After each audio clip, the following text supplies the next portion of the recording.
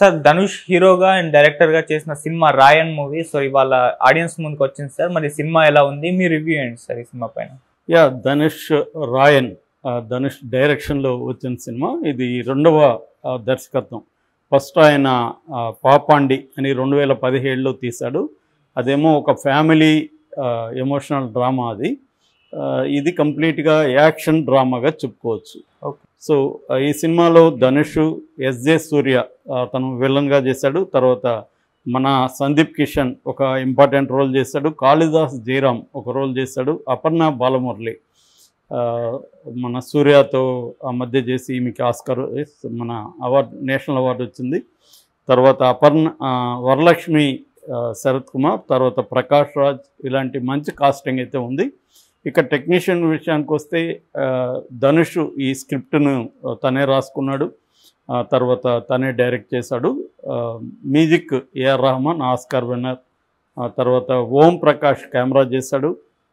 Kalanithi Maran sun pictures మీద ఈ cinema తీశారు. దీనికి సెన్సార్ ఏ సర్టిఫికేట్ ఇచ్చింది, ముఖ్యంగా వైలెన్స్ ఉందని. సో బేసిక్గా కథ విషయానికి వస్తే వడచెన్నై అంటారు. తమిళనాడు అంటే చెన్నై ఉంది కదా, చెన్నైలో వడచెన్నై అంటే నార్త్ చెన్నై అన్నమాట. ఈ నార్త్ చెన్నైలో ఒక ఫ్యామిలీ ఉంటుంది. వాళ్ళు చనిపోతారు. వాళ్ళ పిల్లలు ధనుష్ పెద్దవాడు, అతనికి 2 తమ్ముళ్ళు, సందీప్ కిషన్ అండ్ కాళిదాస్ జయరామ్. తర్వాత ఒక చెల్లెలు తుషారా అనే అమ్మాయి యాక్ట్ చేసింది. సో ముగ్గురు మొత్తం ఇతనికి చిన్నవాళ్ళు. సో ఈ ముగ్గురిని తను ఎలా చూసుకుంటున్నాడు, తర్వాత తనకు ఒక అన్యాయం జరిగింది తన ఫ్యామిలీకి. ఆ అన్యాయం చేసిన ఒక పెద్ద గ్యాంగ్స్టర్ సిండికేట్, దాన్ని ఎలా ఎదుర్కొన్నాడు ధనుష్ అనేది కథగా విన్నప్పుడు ఇది రొటీన్ కథే. అనేక సినిమాల్లో ఈ రివెంజ్ స్టోరీ, తన ఫ్యామిలీకి అన్యాయం జరగడం, దానికి రివెంజ్ తీర్చుకోవడం అనే కథ మనం చిన్నప్పటి నుంచి చూస్తున్నాం. అది నాటకాల కాలం నుంచి, బ్లాక్ అండ్ వైట్ సినిమాల నుంచి ఇదే కథ ఉంది. అయితే స్క్రీన్ ప్లే ఇంట్రెస్టింగ్గా తీసుకెళ్ళాడు. అట్లాగే ఒక ఇంట్రెస్టింగ్ అండ్ థ్రిల్లర్ యాక్షన్ మూవీగా ప్రజెంట్ చేయగలిగాడు. అయితే వైలెన్స్ ఎక్కువ అయితే ఖచ్చితంగా ఉంది. అందుకని ఏ సర్టిఫికేట్ ఇచ్చారు. కళానిధి మారన్ వాళ్ళు ఇప్పటివరకు వాళ్ళ సినిమాలకి ఏవి ఏ సర్టిఫికేట్ రాలేదని కూడా ఎవరో చెప్తున్నారు. ఏదేమైనా వాళ్ళు ఏ సర్టిఫికేట్కి ఎందుకు ఒప్పుకున్నారంటే కట్స్, తర్వాత అక్కడక్కడ బ్లాక్ చేయడాలు ఇవేవి లేకుండా సినిమాని యాజ్ ఇట్ ఈజ్గా చూపించాలి అనే ఉద్దేశంతో ధనుష్ చేసినట్టుగా అర్థమవుతుంది. యాక్చువల్గా ఇది 14 ఏళ్లకు ముందు రాసుకున్న కథ అని చెప్పాడు. రఘువరన్ బీటెక్ సినిమా టైంలో ఇది, అప్పుడు అది 25వ సినిమా ధనుష్కి, ఇదేమో 50వ సినిమా.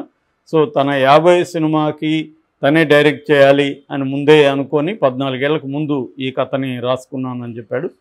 సో మనకు ఓవరాల్గా చూసుకున్నప్పుడు ఈ స్క్రీన్ ప్లే బిగినింగ్ అంతా ఎస్టాబ్లిష్మెంటు, క్యారెక్టర్ల ఎస్టాబ్లిష్మెంటు, థీమ్ ఎస్టాబ్లిష్మెంటు, అట్లాగే ఆ ఏరియాలో ఉండే జీవితం, ఇవన్నీ బిగినింగ్లో ఉంటుంది. కొంత టైం తీసుకున్నాడు బిగినింగ్కి. దాని తర్వాత మిడ్వే నుంచి ఊపందుకుంటుంది. ఇంటర్వెల్ క్లైమాక్స్ ఖచ్చితంగా అద్భుతంగా ఉంది, అదిరిందని చెప్పచ్చు. దాని తర్వాత సెకండ్ హాఫ్లో కూడా అక్కడక్కడ స్లో మూమెంట్స్ ఉంటాయి, వేగం ఉంటుంది. ఎందుకంటే సెకండ్ హాఫ్లో ఫ్లాష్ బ్యాక్ సీన్లు, అసలు ఎందుకు సూర్య క్యారెక్టర్కి తన ఫ్యామిలీకి మధ్య ఏం జరిగింది, ఇవన్నీ సెకండ్ హాఫ్లో వస్తాయి. సూర్య క్యారెక్టర్ కూడా ఫస్ట్ హాఫ్లో పెద్దగా ఉండదు, సెకండ్ హాఫ్లో మనకి చాలా ఇంపార్టెంట్ రోలు. ఒక ధనుష్ తర్వాత సూర్య అనే ఇంపార్టెంట్ రోలు. సో అలా జరుగుతుంది. ఫైనల్గా ఏం జరిగిందనేది సినిమా. అయితే దీంట్లో ప్లస్గా చెప్పుకోవాల్సింది వచ్చి, ఫస్ట్ చెప్పుకోవాల్సింది యాక్టింగ్ సైడు. ధనుష్ డైరెక్టర్గా మాత్రమే కాకుండా యాక్టర్గా కూడా దీంట్లో బ్రహ్మాండంగా చెప్పాడు. నిజానికి డైరెక్టర్ కంటే కూడా యాక్టర్ డామినేట్ చేశాడని చెప్పచ్చు. సో అతను మామూలుగానే అతను ఏ సినిమా అయినా కూడా ఆ క్యారెక్టర్లో ఒదిగిపోవడం ధనుష్కి అలవాటైన ఇది. అతను ఒక one of the best performers in India. అతను ధనుష్ చూడ్డానికి సన్నగా బక్కగా అలా ఉంటాడు, కానీ ఆ క్యారెక్టర్లో వస్తే పెరోసియస్ చేయాలంటే పెరోసియస్. అందుకని అతనికి యాక్టింగ్ అంటే నటరాక్షసుడు అని అంటారనమాట తమిళ్లో. అసురన్ అనే పేరు కూడా సినిమా వచ్చింది. సో అలాగా దీంట్లో కూడా అతను విశ్వరూపం ఉంది. రెండవ చెప్పుకోవాల్సింది సూర్య క్యారెక్టర్. సూర్య మనకి ఎస్జే సూర్య ఒక మంచి డైరెక్టర్ యాక్చువల్గా, తర్వాత విలన్గా మారిపోయాడు. జనరల్గా అతని స్టైల్ ఏంటంటే లౌడ్గా ఉంటుంది యాక్టింగ్, ప్లస్ కామిక్ టచ్ ఉంటుంది. దీంట్లో ఆ రెండూ లేవు, కామిక్ టచ్ లేదు, లౌడ్ లేదు, ఒక సెటిల్గా పర్ఫార్మెన్స్తో వెళ్ళాడు. ఒక డిఫరెంట్ సూర్యని మనం ఈ సినిమాలో చూస్తాం. ఇక మిగతా ఆర్టిస్టులు అందరూ కూడా బాగా చేశారు. అపర్ణ, ఇది ముఖ్యంగా నాకు ఇంప్రెస్ అయింది, తుషార వీళ్ళ చెల్లెల క్యారెక్టర్, అమ్మాయికి చాలా మంచి క్యారెక్టర్ ఉంది, ప్లస్ చాలా బాగా చేస్తుంది అమ్మాయి. ఎవరంటే వాళ్ళు చేసే క్యారెక్టర్ కూడా కాదు అది.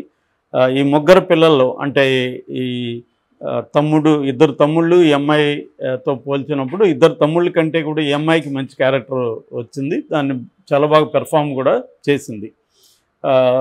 అట్లాగే మన సందీప్ కిషన్ అతనికి ఇచ్చిన స్థాయిలో అతను బాగానే చేశాడు.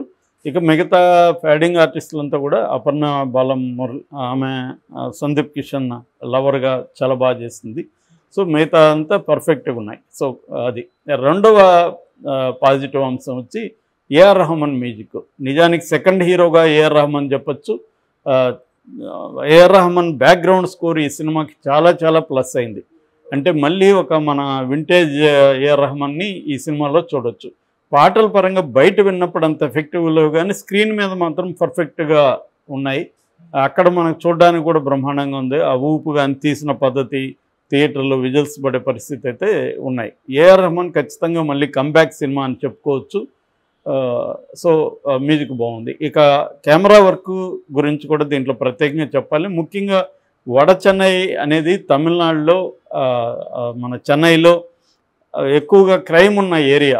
ఆ ఏరియా మనకి ఇక్కడ ధూల్పేట ఇవి చెప్తుంటారు కదా, అలాగా సారా వ్యాపారం కానీ అనేక రకాల బ్లాక్ మార్కెటింగ్ వ్యవహారాలంతా అక్కడ జరుగుతుంటాయి. దాన్ని బ్రహ్మాండంగా ప్రొజెక్ట్ చేయగలిగాడు. కెమెరా వర్క్, లైటింగ్ చాలా బాగుంది. అంటే ఒక గ్యాంగ్స్టర్ రాగా ఉండే ఒక గ్యాంగ్స్టర్ సినిమా ఎలా ఉండాలి అనే దానికి రెడ్డిష్ టోన్లు వాడడం కానీ అవన్నీ చాలా బాగా చేశారు. అందుకు కెమెరా వర్క్ను కూడా మెచ్చుకోవాలి. అట్లాగే సెట్లు అసలు ఇవి సెట్ అనేది మనకి ఎక్కడ తెలియని కూడా తెలియదు. వాళ్ళు చెప్పారు కాబట్టి సెట్ అనుకుంటున్నాం, కానీ సెట్ అనేది తెలియదు. అంత బాగా సెట్ వర్క్ ఉందన్నమాట ఆ ఏరియా అంతా కూడా. సో ఎడిటింగ్ కూడా క్రిస్ప్గా ఉంది. 2 గంటల 20 నిమిషాల్లో ముగించారు సినిమాని. మనకు ఓవరాల్గా తీసుకున్నప్పుడు అక్కడెక్కడ కొంత స్లో అనిపించినా ఓవరాల్గా ఎక్కడ మనం ఒక బోర్ ఫీల్ అయ్యి ఆ లెంగ్త్ లేదు, చాలా షార్ప్గా ఉంది. ఎడిటింగ్ కూడా మెచ్చుకోవాలి. అంటే టెక్నికల్గా ఇది మంచి మూవీ అని చెప్పొచ్చు. ఇక మైనస్ పాయింట్లు చెప్పాలంటే రెగ్యులర్ స్టోరీ ఒకటి, ముఖ్యంగా ఫ్యామిలీ డ్రామా ఏదైతే ఉందో అది మనకి చాలా సినిమాల్లో ఒక అన్న తన తమ్ముళ్ళ కోసం చెల్లి కోసం ఎట్లాంటి త్యాగాలు చేశాడు, ఇవన్నీ కూడా మనం బ్లాక్ అండ్ వైట్ కాలం నుంచి చూస్తున్నాము. అదే దీంట్లో ఉంది. సో ఇవి కొంత మైనస్ అని చెప్పలేం, కానీ రొటీన్ ఇదైతే చెప్పచ్చు. ఓవరాల్గా ధనుష్ మాత్రం డైరెక్టర్గా తర్వాత పెర్ఫార్మర్గా ఈ రెండిట్లో కూడా బ్రహ్మాండంగా మార్కులు సంపాదించుకున్నాడు. చాలా బాగా చేశాడు. మళ్ళీ ఒక వెట్రిమారన్ సినిమా చూస్తున్న ఫీలింగ్ అయితే నాకు వచ్చింది. ఎందుకంటే తను వెట్రిమారన్తోనే ఎక్కువ అసోసియేట్ అయ్యాడు. సో వెట్రిమారన్ కనబడతాడు. తర్వాత వీళ్ళన్న సొంత అన్న మన సెల్వరాఘవన్, తను కూడా one of the finest directors in India. తను తీసిన పుదుపేటై ఛాయలు కూడా దీంట్లో కనబడుతుంది. పుదుపేటై అని ధూల్పేట అని తెలుగులో వచ్చింది. ఆ పుదుపేటై స్టైల్ కూడా కొంత కనబడుతుంది. బట్ ఈ స్క్రిప్ట్లో కానీ డైరెక్షన్లో కానీ అతను ఇన్వాల్వ్ కాలేదని చెప్పాడు. యాక్టింగ్ ఒక మంచి రోల్ చేశాడు. ప్రకాష్ రాజు అతను ఒక రకమైన ఈక్వల్ రోల్స్ ఉంటాయి. అతను చాలా బాగా చేశాడు. తర్వాత వడ చెన్నై అని ధనుషే యాక్ట్ చేసిన వెట్రిమారన్ సినిమా ఉంది. దానికి కూడా పోలికలు కనబడుతున్నాయి అన్నమాట. అంటే మనకి ఇటువంటి ఒక రియలిస్టిక్ రాగా ఉండే గ్యాంగ్స్టర్ మూవీసు, ఇదంతా కూడా నాకైతే favourite all time Martin Scorsese Hollywood. So ఆయన ఛాయలు పుదుపేటలో కూడా కనబడతాయి. కొన్ని హత్యలు అయితే మార్టిన్ స్కార్సెసే సినిమాల్లో నుంచే పెట్టినట్టుగా ఉంటుంది పుదుపేటలో. అట్లాంటిది దీంట్లో కూడా ఉంది. ఆ మార్టిన్ స్కార్సెసే ఉన్నాయి. గ్యాంగ్స్ ఆఫ్ ఓసియాపూర్ ఇవన్నీ కనిపిస్తుంటాయి.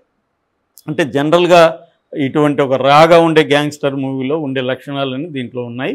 సో అయితే ఖచ్చితంగా ఇది అడల్ట్స్ 18 ఏళ్ళు పైబడిన ప్రతి ఒక్కరూ చూడాల్సిన సినిమా.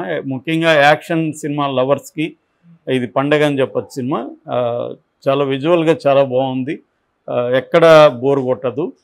సో ధనుష్ దీన్ని ఒక డైరెక్టర్గా, ఒక హీరోగా, ఒక మాస్ ఎంటర్టైన్మెంట్, ఒక డిఫరెంట్ మాస్ అంటే లౌడ్ అండ్ ఇదిగా ఉండదు. తమిళ్లో ఉండే వెట్రిమారన్ కైండ్ ఆఫ్ సినిమాలు నచ్చే వాళ్ళకి, ఇంటెన్సిఫైడ్ సినిమాలు నచ్చే వాళ్ళకి ఖచ్చితంగా ఇది నచ్చుతుంది. థియేటర్లో ఒక మంచి అనుభవం అని చెప్పచ్చు ఈ సినిమా చూడడం. నా రేటింగ్ 2.75 out of 5.